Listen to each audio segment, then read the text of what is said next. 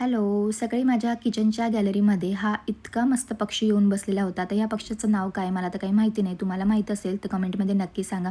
पण इतका सुंदर हा पक्षी होता, असं वाटत होतं याच्याकडे बघूनच राहावं.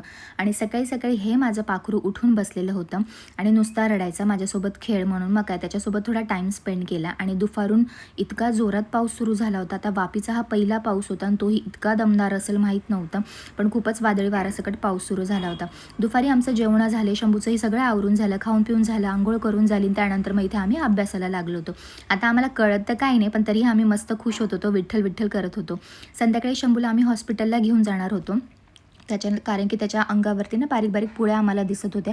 आम्हाला असं वाटलं की घामोळ्या वगैरे असतील, पण डॉक्टरकडे गेल्यानंतर समजलं की त्याला मॉस्किटो बाईट झालेला आहे आणि एका मच्छराने त्याला 4-5 ठिकाणी चावलेलं होतं. त्याच्यामुळे घाबरण्यासारखं काही नाही असं डॉक्टर बोललेले.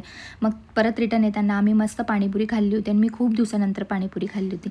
घरी आल्यानंतर ह्या बाप-बेट्यांची अशी मस्ती चालली होती. शंभूला मस्त त्यांनी ट्रेमध्ये बसवून दिलं होतं आणि मस्त घेऊन फिरत होते आणि हा भाऊ पण इतका मस्त एन्जॉय करत होता. आधी बाबा घोडा करून ढकलत होते, ते थकून गेले. त्याच्यानंतर त्यांनी पायाने ढकलायला सुरुवात केली. पण तरीही आम्हाला काही फरक पडत नव्हता. आमची तर मज्जाच चालू होती. मी आवाज देत होते तरी भाऊ माझ्याकडे काही बघायला तयार नव्हता. आता रात्र झाली होती, झोपायची वेळ झालेली होती, पण आम्हाला अजून काही झोप येत नव्हती. मग आम्ही मस्त आमचं आवडतं गाणं होतं बँगल्सचं, ते असं मोबाईल पायावर ठेवून दोन्ही हात मोबाईलवर ठेवून ऐकत बसलो होतो. असा होता आजचा दिवस. बाय.